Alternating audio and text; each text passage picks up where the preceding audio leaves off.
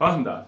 네, 울산 이규헌입니다. 자, 오늘 제가 합성 견인 계수를 구하는 5가지 방법을 설명드리려고 합니다.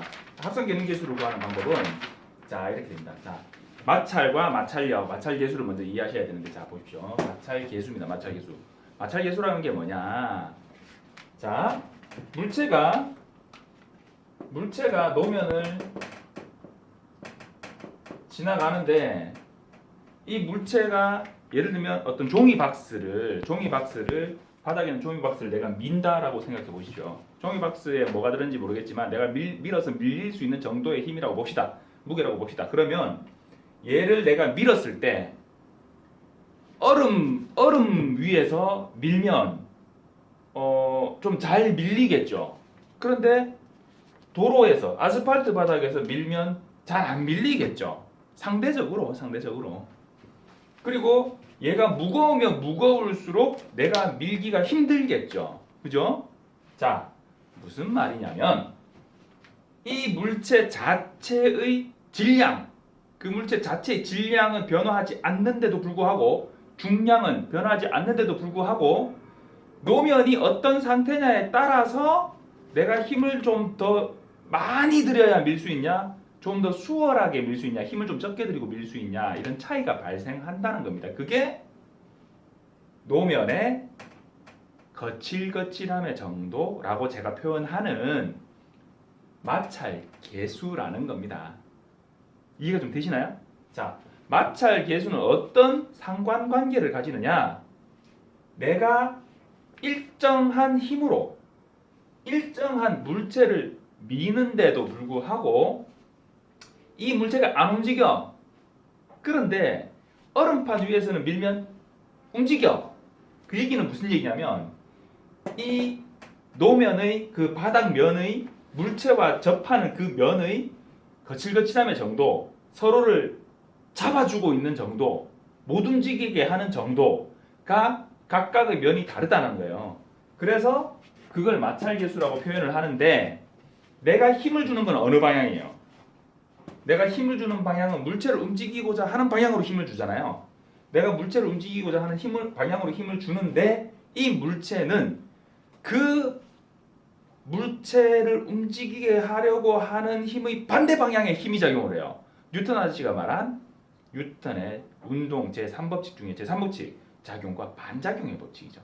물체는 그 물체에 가해지는 외력, 힘의 반대 방향으로 반작용의 힘이 작용해요. 그 반작용의 힘이 뭐냐? 여기서는 마찰력이에요. 마찰력. 외력의 반대 방향으로 마찰력이 작용하는데, 이 마찰력의 힘은 어디서 오느냐? 이 물체를 지구가 나랑 놀아 이러면서 잡아 당겨요. 그러니까 물체는 바닥면에 붙어 있으려는 힘을 가져요. 그 힘이 뭐냐? 그 힘이 뭐냐? 중량입니다. 중량. 무게. 질량하고 중량하고 헷갈리지 마세요. 질량은 이 물체 고유의 양이고, 그 물체의 고유의 양을 지구의 중력 가속도로 9.8m/s 자승이라는 중력 가속도로 이 물체 고유의 양을 잡아당기는, 그래서 거꾸로 표현하면 그 물체가 바닥을 누르는 힘, 그게 중력입니다. 무게입니다. 무게. 중량입니다. 중량. 그러면 이 바닥을 누르는 힘과, 그리고 이 바닥의 면의 거칠함이 함께 합쳐져서 이 외력, 움직이게 만들려는 힘에 거스르는 마찰력이 된다는 거예요. 이해가 되십니까? 얘랑 마찰력이 합쳐져서 얘의 힘을 거스르는 반작용의 힘이 된다는 겁니다. 마찰력이 된다는 겁니다. 마찰력이. 이해가 되시나요? 그래서 마찰계수, 이 노면에 그래 마찰계수는 얼마냐를 측정하려면, 자, 중량이 변했나요? 중량은 안 바뀌어요. 도로에서 밀든 얼음판에서 밀든 그 물체의 질량과 지구가 다 잡아당기는 중력 가속도는 그대로예요.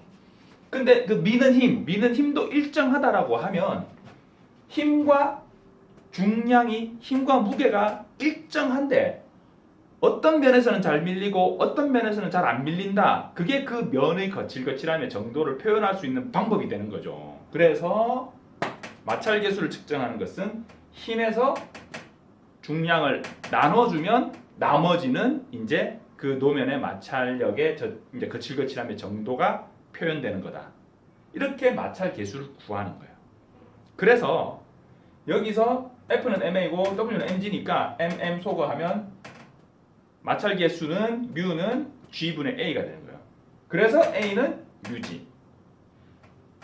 평탄한 노면에 경사가 없는 평탄한 노면에 모든 바퀴가 모두 다 완전 제동되었다.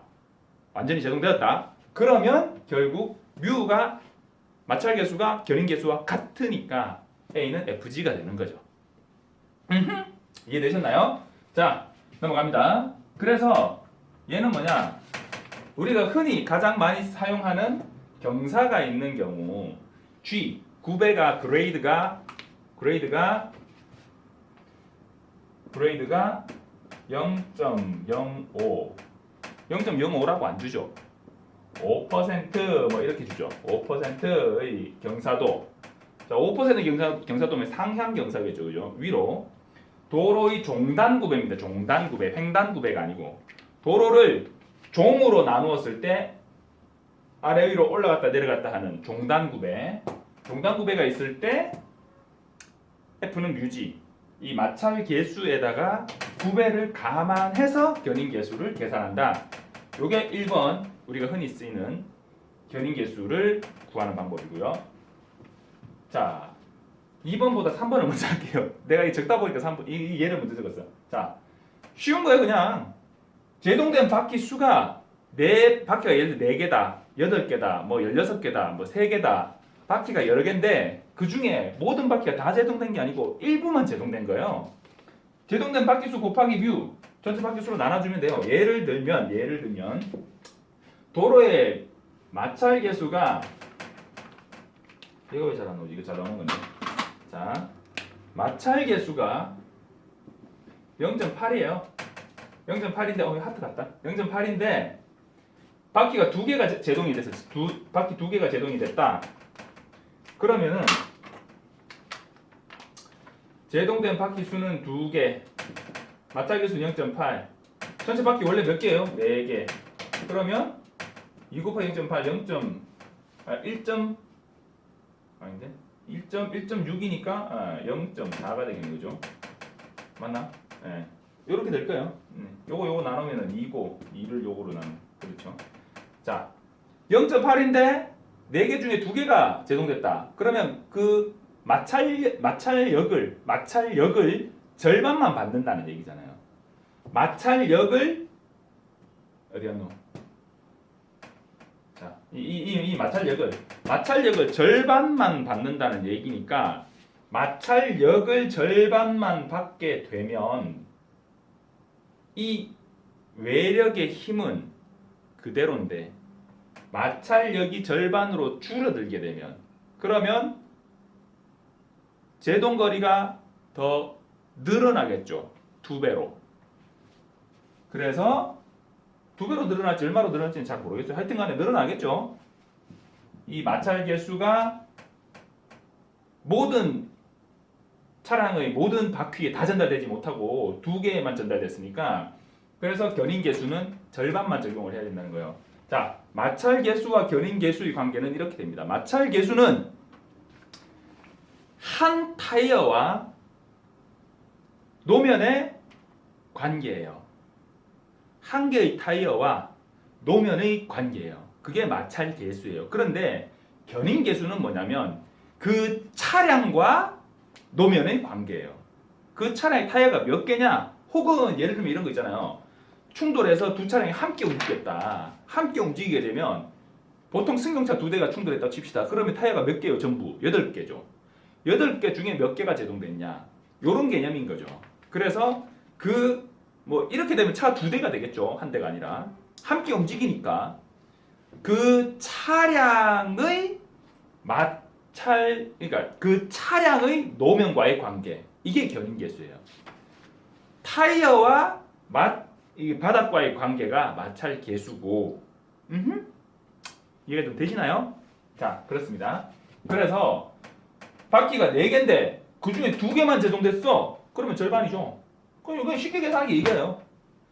구름 마찰 저항이라는 단위를 주지 않으면 그냥 이걸로 계산하면 돼요. 자, 그런데 구름 마찰 저항은 0.01 이렇게 줬어요, 문제에서. 그러면 얘도 고려를 해줘야 돼. 어려운 거 아니에요. 말이 길어 어렵지 어려운 거 아니에요. 제동된 바퀴 수, 완전히 잠긴 바퀴 수 같은 말이에요. 자, 2개가 제동됐어요. 2개가 완전히 잠겼어요. 그러면 그거 이것처럼 그냥 2곱하기 0.8 계산하면 되죠. 근데 나머지 바퀴는 그러면 나머지 바퀴는 공기 붕 떴냐? 아니라는 거죠. 굴러가는 그 구름 자체로도 마찰이 있다는 거예요. 세지는 않지만 강하지는 않지만 높은 저항은 아니지만 약간의 저항이 있다는 거예요. 그거까지도 감안을 해주자는 거예요. 그래서 구름 마찰 저항을 나머지 바퀴에다가 계산을 해주는 거예요. 예를 들면 이런 거죠.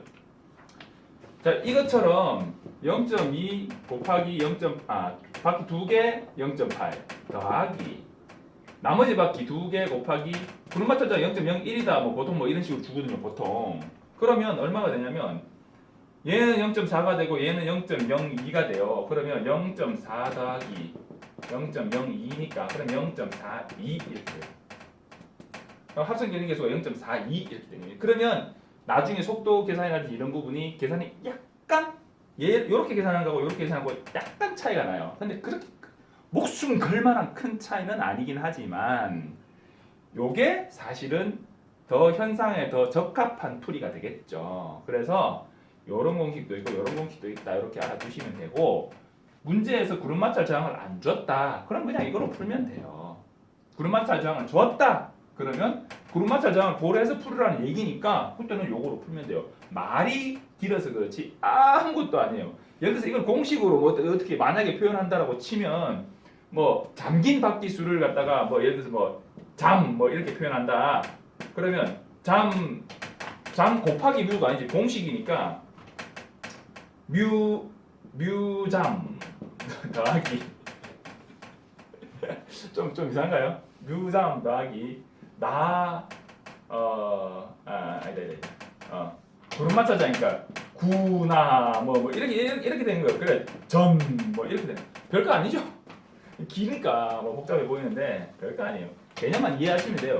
전체 바퀴 중에 몇 개가 잠겼냐? 잠긴 거는 마찰계수 적용해주고 안 잠긴 거는 구름 마찰 저항 적용해주고 그거예요. 별거 없어요. 자, 4번. 요거는 뭐냐면 축하중의 분포가 있어요. 축하중. 이거 기출 문제인데 2015년 차량 운동학 76번 문제예요. 축하중의 분포를 고려해 주는 거예요. 자, 이 계산은 어떤 문제가 있냐면 예를 들면 승용차가 제동을 하게 되면 승용차는 앞부분이 무겁죠. 뒷부분이 상대적으로 가볍죠. 왜냐하면 승용차는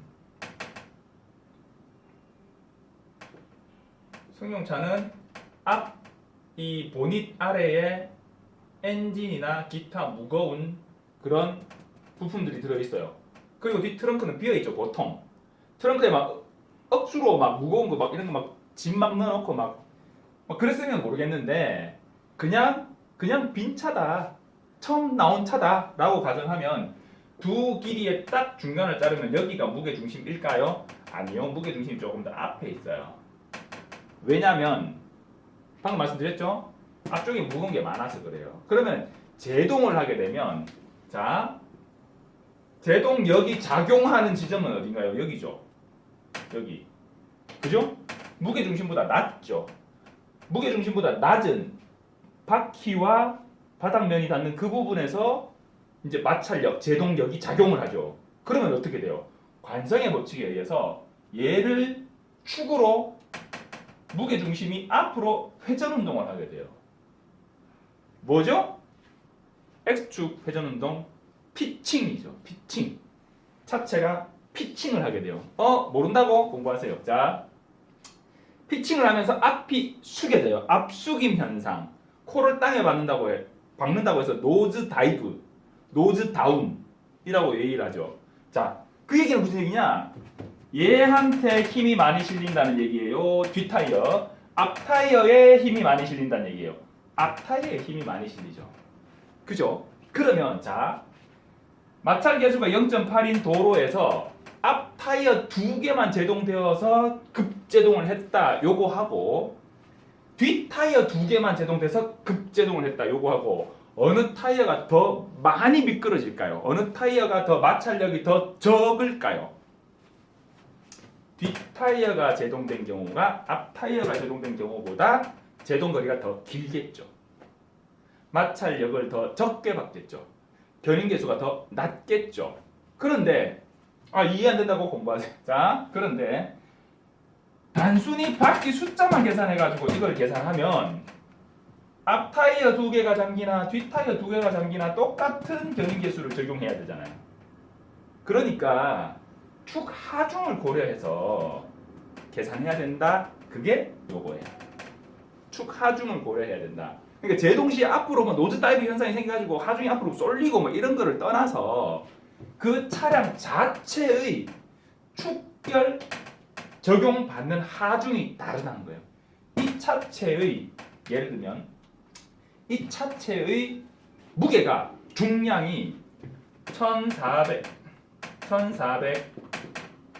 kg force라고 하면 무게가 W는 라고 하면 이게 아마 2015년 1번 그러니까 운동화 1번 76번 문제일 거예요. 압축에 적용되는 프론트죠. 프론트. 요거 리어 뒤고 프론트 앞이고요. 압축에 적용되는 마찰 계수, 축 하중에 따른 마찰 계수가 얼마냐면 0. 축 하중에 따른 마찰 계수가 아니라 압축에 적용되는 축 하중. 이걸 고려해야 되는데 WF 더하기 WR이에요. WF 더하기 WR. 요게 W예요, W. 그러니까 이 차의 무게가 앞축에 적용되는 하중과 뒤축에 적용되는 하중이 각각 다르다는 거예요.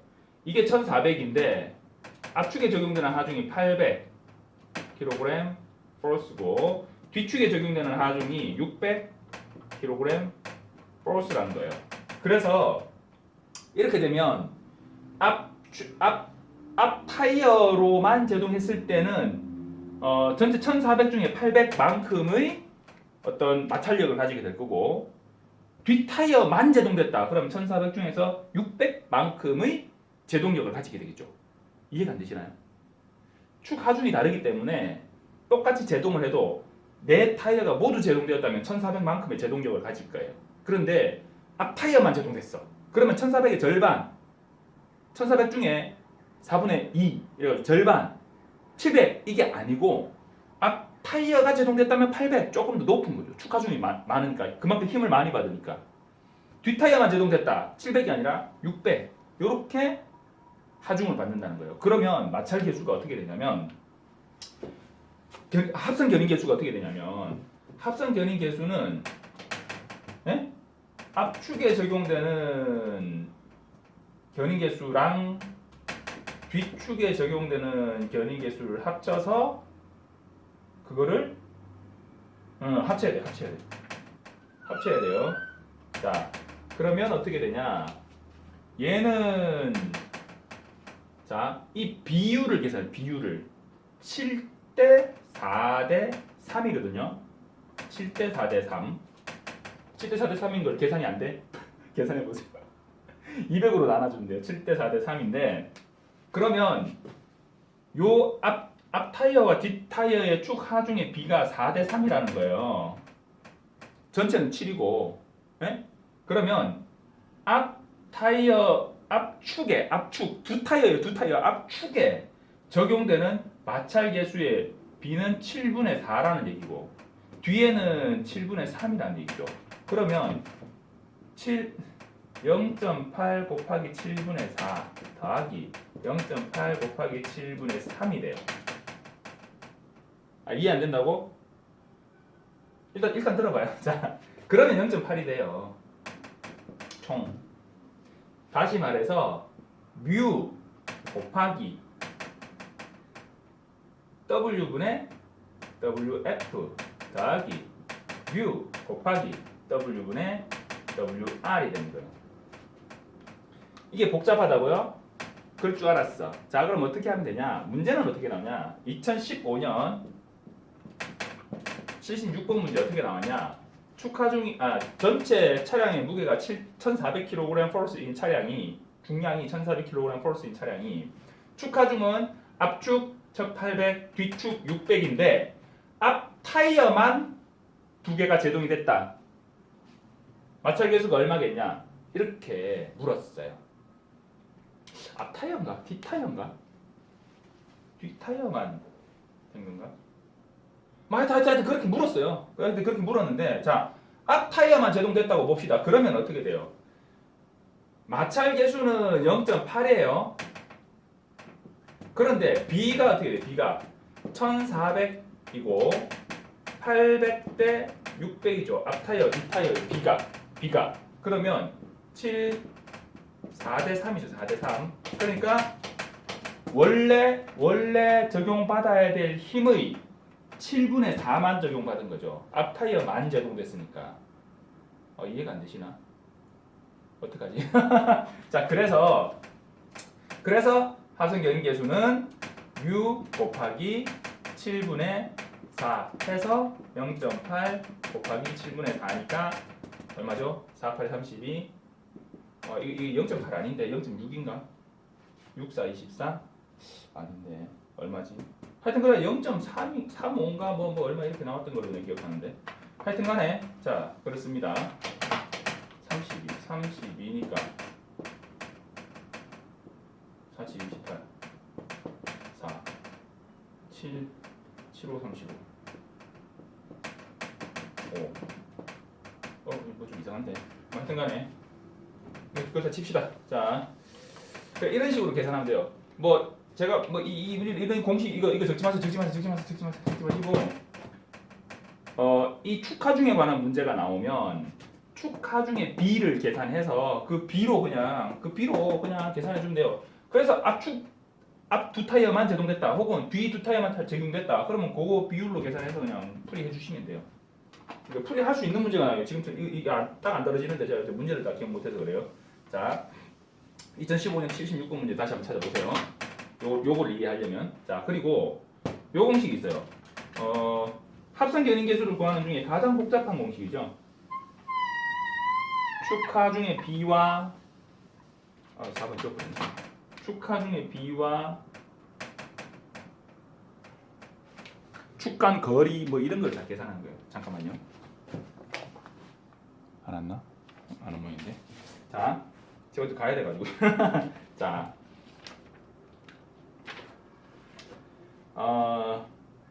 압축이 여기서 F는 뭐냐면 F 견인계수인데 front friction 해가지고 견인계수인데 앞 타이어의 견인계수,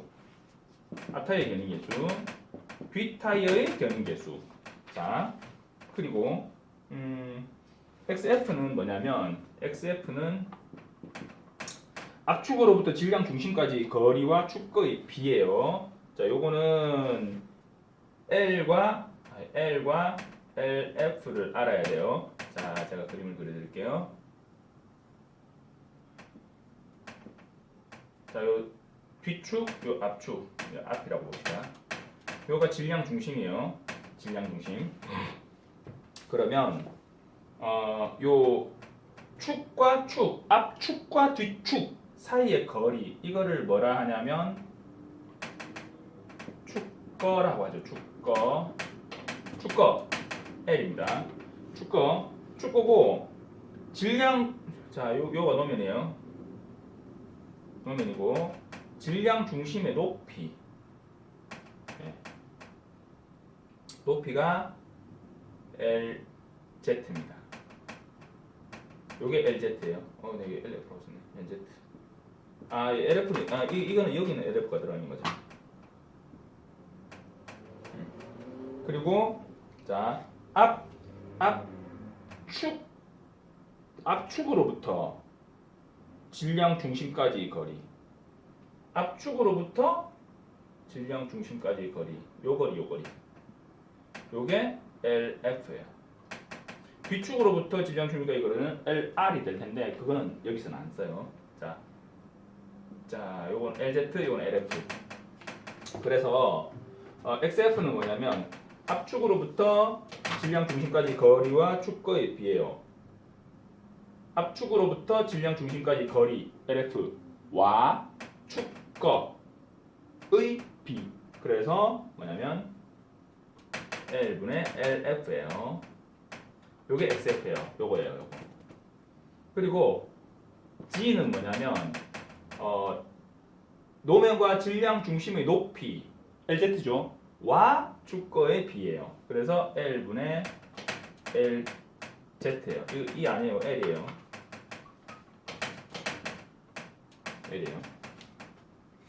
그래서 합성 견인 계수는 어떻게 구하냐? 이게 가장 이제 그 차량의 재원을 통한 합성 견인 계수라서 가장 복잡한 견인 계수인데요.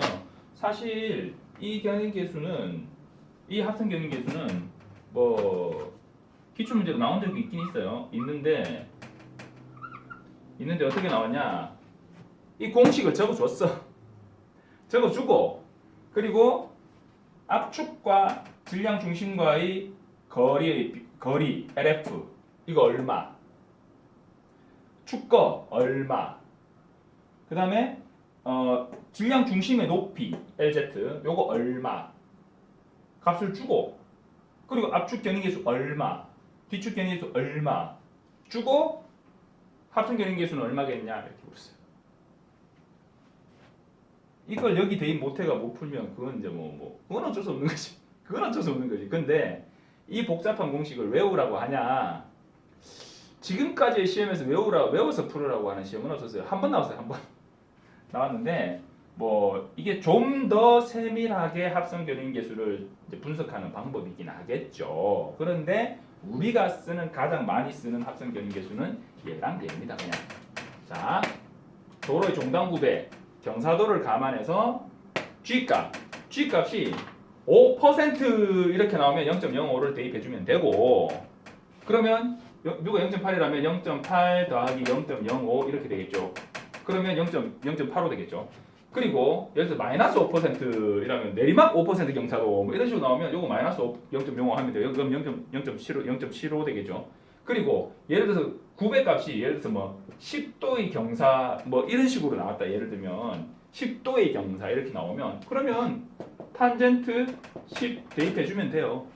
탄젠트 10을 계산기로 계산해가지고 여기 대입해줄 필요가 없어요. 우리 계산기는 탄젠트 10을 지가 알아서 계산을 해줘. 그러면 어떻게 하면 되냐? 예를 들어서 10도다. 그러면 계산기에다가 뮤가 0.8이잖아요. 0.8 더하기 탄젠트 10 하고 는 때리면 그냥 답이 딱 나와요. 6가 아니지. 답이 딱 나와요. 하니까 그 부분은 고민 안 하셔도 돼요. 자, 요거는 도로의 종단구배, 오르막 내리막과 관련된. 자, 그럼 여기서 이 뮤가 0.8이 풀로 적용된다. 무슨 얘기예요? 모든 바퀴가 다 제동되었단 말이죠.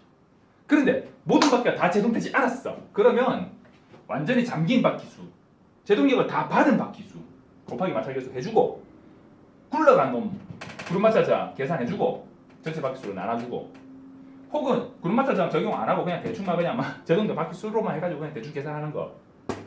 근데 요렇게 적용하는데 구배를 주는 경우가 있어요. 그럼 어떻게 해야 돼요?